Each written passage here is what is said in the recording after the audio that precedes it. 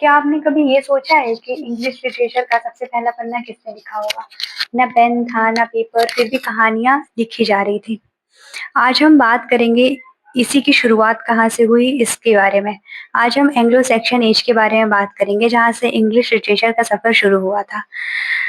410 से लेके 450 एडी के बीच की बात करेंगे पहले। रोमन्स ने जब ब्रिटेन छोड़ दिया, जिससे लोकल्स इनसिक्योर हो गए क्योंकि अब Britain was open for foreign attacks और किसी भी कंट्री के लिए बहुत पैनिक की बात होती है, जब वो पता चलता है कंट्री के लोगों को कि अब फॉरेन अटैक्स बहुत ईज़ी हैं। फिर क्या होता है 450 एडी में जर्मनी के ट्राइब्स जो कि हैं एंगल्स, सेक्शंस और जुइट्स जो होते हैं वो ब्रिटेन पे इन्वेड कर भी देते हैं। इनका इनके जो वॉरियर बेस्ड कल्चर और ओल्ड जर्मैनिक लैंग्वेज थी, उसी से फिर ओल्ड इंग्लिश निकल के आती है। इंग्लिश का ऐसा नहीं था कि कोई एक पर्टिकुलर जगह है, किसी कंट्री में या कोई कंट्री है जहाँ के लोग कोई लैंग्वेज बोलते हैं और वो इंग्लिश है। इंग्लिश प्योरली ऐसी कोई लैंग्वेज नहीं है, मिक्स है। इसके बाद क्या होता है कि 450 से लेके 500 sorry I am so sorry से लेके 600 एडी में शुरू होता है ओरल पोइट्री का टाइम, जब पोइट्रीज ओरली बताई जाती हैं, लिटरेचर लिखने की जगह जब बोला जाता है, जब जो ट्राइबल पोइट्स होते हैं वो लोगों के सामने हीरोइक कहानियां सुनाते हैं। और टॉपिक्स जो होते हैं इस टाइम के मोस्टली ब्रेवरी, एक्सेल, फेज और लॉयल्टी जैसे ही चीज़ों से रिलेटेड होते हैं, मोरालिटी होती है बहुत। और इस एज के इसी से जुड़े जो सबसे फेमस वर्क्स थे उनमें से एक है द सी फेरर है, जिसमें एक आदमी होता है जो समुंदर में है और वो समुंदर के बीच में अपनी एग्जिस्टेंस के बारे में बात कर रहा है। इसकी फिलॉसफी बहुत डीप है, कभी डिटेल में बात करेंगे।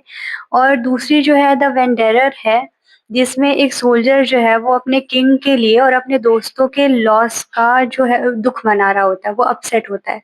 तो ये पोएट्री जो है ऐसी ओरल पोएट्रीज़ का इम्पैक्ट ये होता है, एक तो ये बताती हैं कि लोगों में भले उस वक़्त पेन और पेपर नहीं था, लेकिन लोगों में ना एक अवेकनिंग थी, खुद को जानने की एक क्यूरियोसिटी थी और इससे सोसाइटी में यूनिटी और इंस्पिरेशन का फ्लो भी हुआ था जब ये ओरल पोएट्री का ज़माना था और लोग एक-दूसरे से ज़्यादा कनेक्ट होने लगे थे। इसके बाद टाइम आता है 597 एडी में, जब सेंट ऑगस्टीन जो होते हैं वो ब्रिटेन में क्रिश्चियनिटी इंट्रोड्यूस कराते हैं, फिर मोनेस्ट्रीज बनती हैं और एजुकेशन प्रमोट होता है बहुत ज़्यादा। ये एक बहुत अच्छा इम्पैक्ट है इस टाइम का, बहुत अच्छी बात है। और अब जो लिटरेचर का थीम जो रहता है, जो पहले मोरालिटी थी, अब थोड़ी चेंज होने लगती है। अब ये स्पिरिचुअलिटी, मोरालिटी में आफ्टर लाइफ जैसे टॉपिक्स भी आने लगते हैं।